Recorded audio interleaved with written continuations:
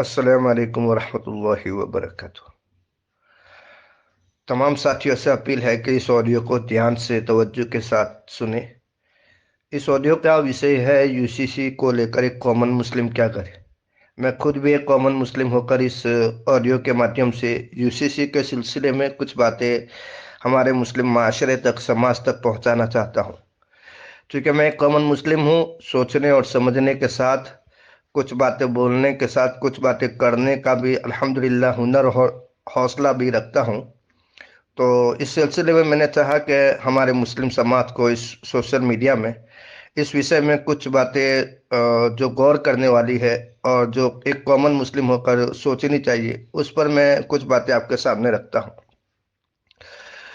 शुरू करने से पहले विषय के साथ कुछ सब्जेक्ट पर बात करते हैं। सबसे पहला सब्जेक्ट है कानून क्यों बनाया जाता है, और दूसरा सब्जेक्ट है कानून का अमलीकरण कैसे हो रहा है, हम जानते हैं। तीसरा सब्जेक्ट है यूसीसी कानून को लेकर विवाद क्या है, और चौथा सब्जेक्ट है मुस्लिम तंजीमें क्या सोच रही है, क्या कर रही है यूसीसी को लेकर, और मुस्लिम अवाम क्या करे इस पर। तो ये पांच चैप्टर है जिस पर हम बात करेंगे। तो सबसे पहले जो विषय है कानून क्यों बनाया जाता है, तो इस देश के अंदर जो यूसीसी का जो सिलसिला अभी चर्चा का विषय बन चुका है, तो इसमें ये कहा जाता है कि एक ऐसा कानून लाया जाए जो सबके लिए एक समान हो।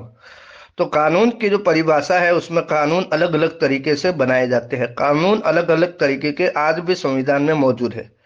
अब ये जो यूसीसी को लेकर एक मैं आपको बता दूं कि जो कानून बनाया जाता है उस पर कुछ बुद्धिजीवियों का और कानूनी विश्लेषकों का ये कहना है कि ये न्यू वर्ल्ड ऑर्डर लागू करने की एक पॉलिसी है, और इसके माध्यम से पूरे भारत के अलग अलग समुदाय की जो सभ्यताएं हैं उसको खत्म करने की साजिश के पहला कदम है।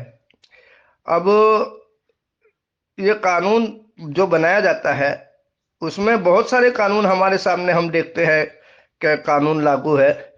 तो ये सारे कानून से हटकर ये जो नया कानून बनाया जाता है इस पर इतना विवाद क्यों हो रहा है, तो और मुसलमानों में इसका चर्चा का विषय क्यों बन रहा है। तो ये सारी चीज़ें बहुत गौर फिक्र करने वाली बात है।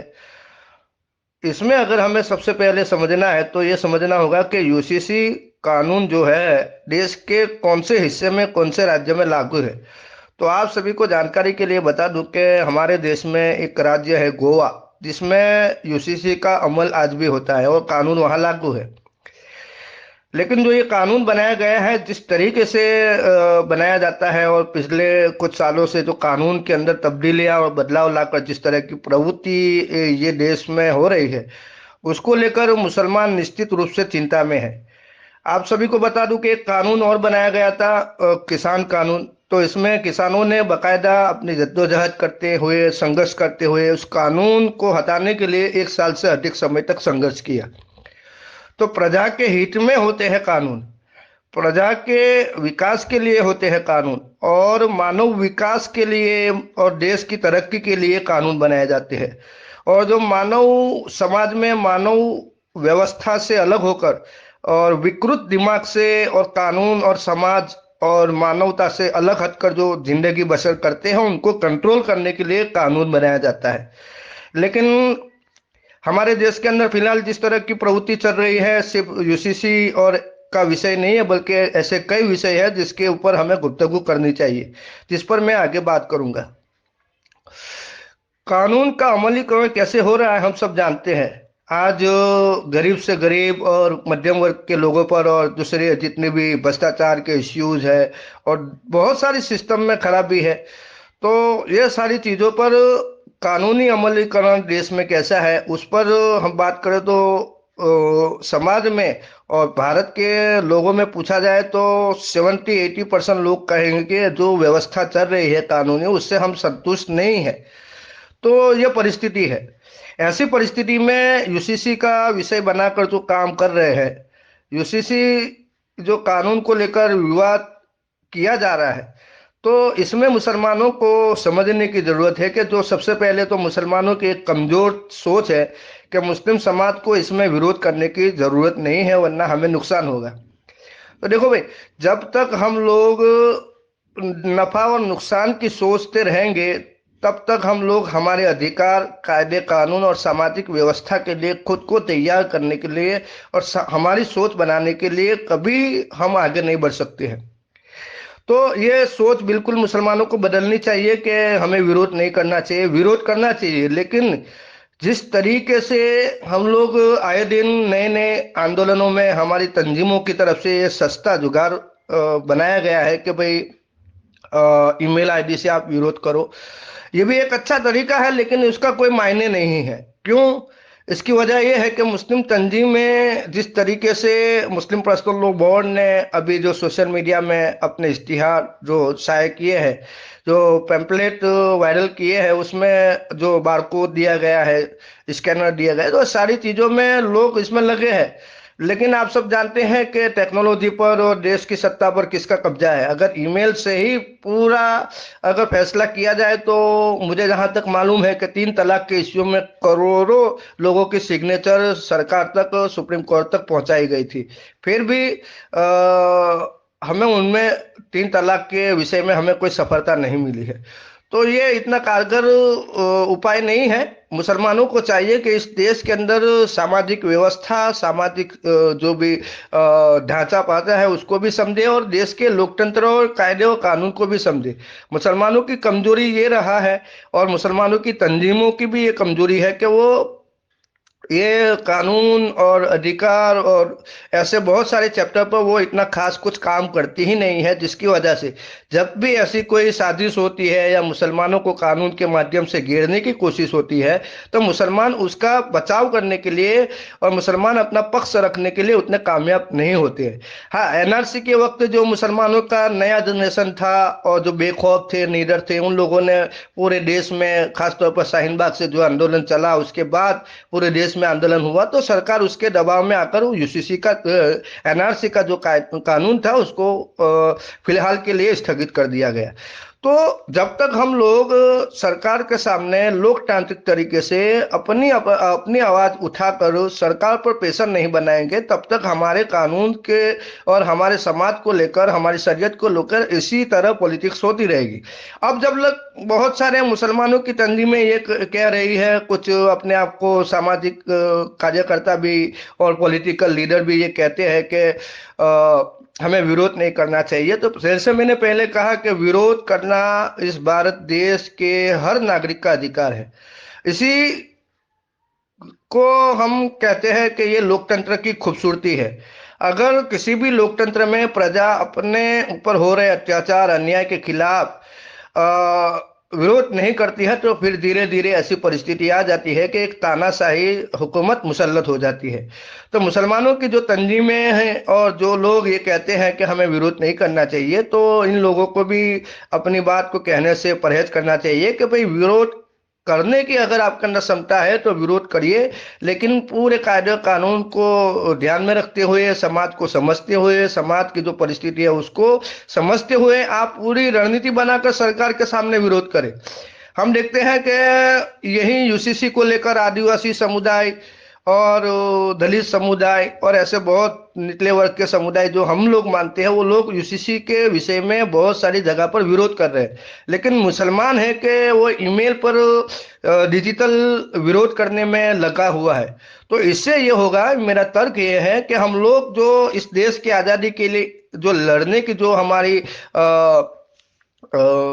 भूमिकाएं थी, उसको तो बुला ही देंगे, लेकिन जो हमारी नस्लें आएगी तो उसको और बुज़दिल बनाने का काम हम खुद करेंगे।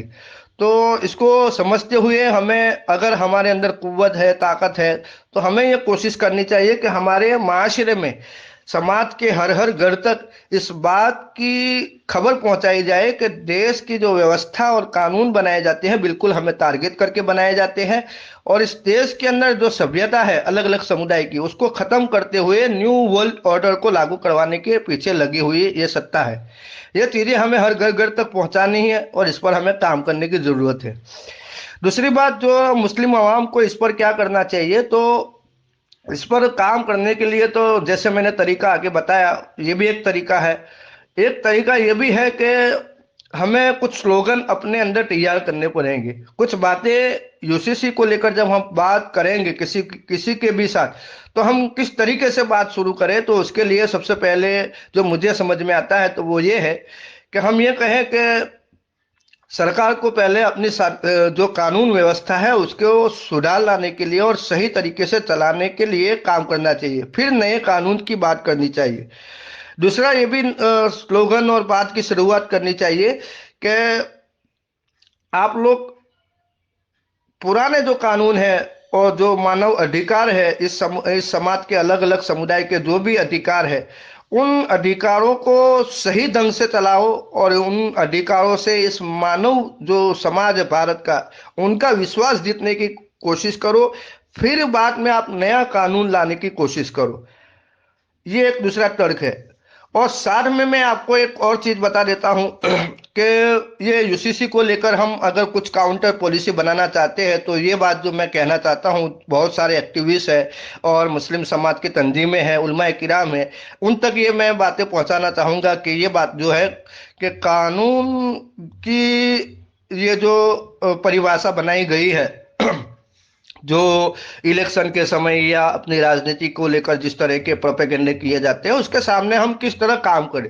तो इसमें हमारे पास 6 विषय है जो मैं आपके सामने रखता हूं। सबसे पहले, इस देश में ऐसा कानून बनाया गया है जो इस देश के सिर्फ मुस्लिम ही समुदाय नहीं बल्कि तमाम समुदाय की जो विचारधारा है, उसकी जो सभ्यता है, उसके विरोध में कानून बनाए गए हैं। जिसमें एक कानून है लिविंग रिलेशनशिप कानून। इसमें लड़की लड़की लड़की के साथ शादी करती है, कर सकते हैं, या लड़का लड़के से शादी कर सकता है। यह सभ्यता जो है वो ये भारतीय सभ्यता नहीं है बल्कि ये विदेशी सभ्यता है। इसको मान्यता हमारे देश के अंदर लिविंग रिलेशनशिप में दी गई है, जिसकी भी हमें चर्चा लोगों में करनी चाहिए कि ये देश की सरकार इस तरह के कानून लाकर देश की सभ्यता को खत्म कर रही है। दूसरा एक कानून बनाया गया है वेश्यावृत्ति कानून, यानी कि वेश्याओं को अपने जो उनकी जो मजबूरी होती है, सबसे पहले तो सरकार की ये जिम्मेदारी होती है कि इस देश की महिलाओं के लिए बेहतर से बेहतर तरीके से निजाम बनाए, काम करे और उनके लिए जो भी जरूरत हो, निचले वर्ग से लेकर अपर क्लास के लोगों तक, उनकी जरूरतों पूरी करने के लिए सरकार कोई ना कोई फॉर्मूला तैयार करे। लेकिन सरकार उस दिशा में काम न करते हुए जो मजबूरी में अपने जिस्मों को बेचते हैं, और कई जगह पर ये भी कहानियां हैं कि लोगों को जबरदस्ती वेश्यावृत्ति में धकेला जाता है। इन तमाम चीजों को रोकने के बजाय देश की हमारी ही सरकारों ने इस व्यवस्था को इस तरह बना दिया गया है कि वेश्यावृत्ति को लेकर उनको एक कानून बना दिया गया कि उनको अब कोई रोक नहीं सकता, कोई टोक नहीं सकता। तो ये भी एक चैप्टर हमारे पास है कि इस पर हम गहराई से अभ्यास करें, लोगों के साथ चर्चा करें कि इस तरह का एक दूसरा कानून है जो भारत का कोई भी समुदाय उसको मानता नहीं है, ना उसको कबूल करेगा। हर समुदाय उसका विरोध करने की कोशिश करेगा। तीसरा एक जो कानून है समलैंगिक कानून। तो समलैंगिक कानून को लेकर यही कानून है जो मैंने ऊपर बताया गलती से कि लड़का लड़की से शादी कर सकता है। असल लड़का लड़की से जो शादी कर सकता है वो कानून लड़की लड़की से शादी कर सकता है और लड़का लड़के से शादी कर सकता है। यानी कि एक ही लिंग से शादी करने वाले लोग जो है एक मेजोरिटी है समाज में, दिन ब दिन हमारे भारत समाज में बढ़ती जा रही है। तो ये चीजों को भी सरकार ने अप्रूवल दे दी है, उन लोगों को इजाजत दे दी है कि लड़की लड़की से शादी कर सकती है।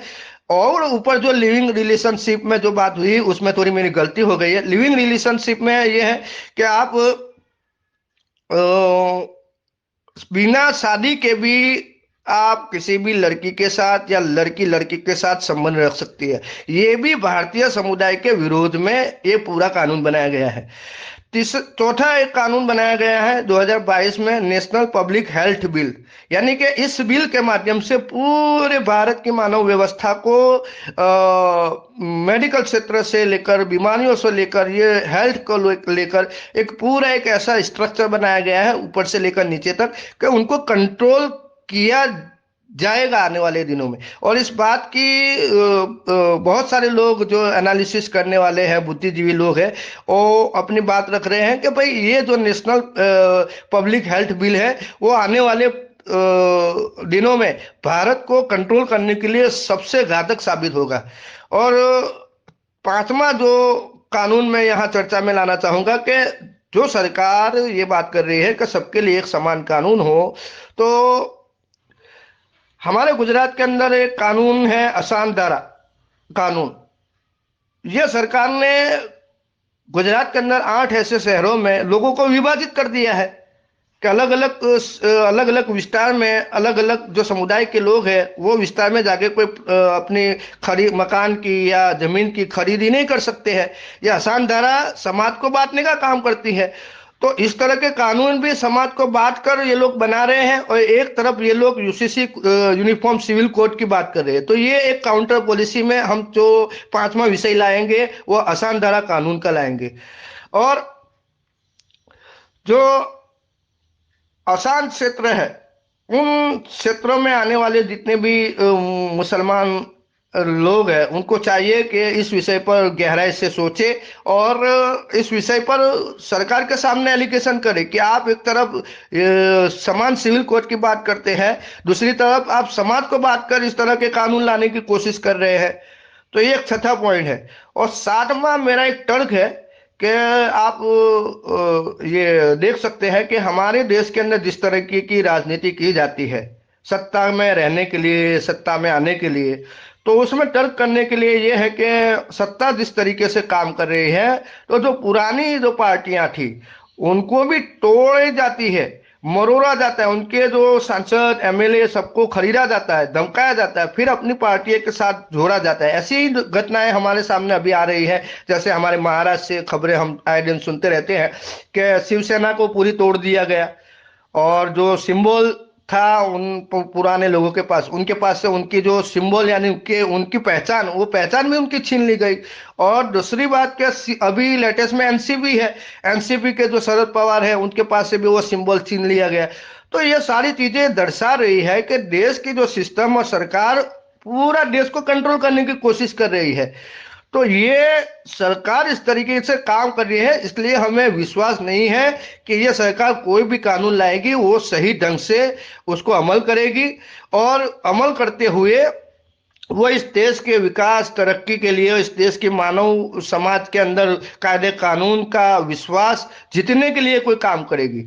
तो ये तो जो मेरे पास प्रोजेक्ट था मैंने सोचा आपके सामने रख दूं। बाकी इंशाल्लाह वक्त मिलेगा तो मैं आने वाले वक्त में आपके सामने कुछ यूसीसी को लेकर और बेहतर बात है मैं आपके सामने रखने की कोशिश करूंगा। मुझे उम्मीद है कि आप इस ऑडियो को ध्यान से सुने होंगे, और जितने भी आपके आसपास उलमाए किराम है, सोशल एक्टिविस्ट है, और जो समाज के जिम्मेदार लोग हैं, एडवोकेट है, इन सारे लोगों के बीच में आप जरूर शेयर करेंगे। अल्लाह हाफिज़, अस्सलाम वालेकुम।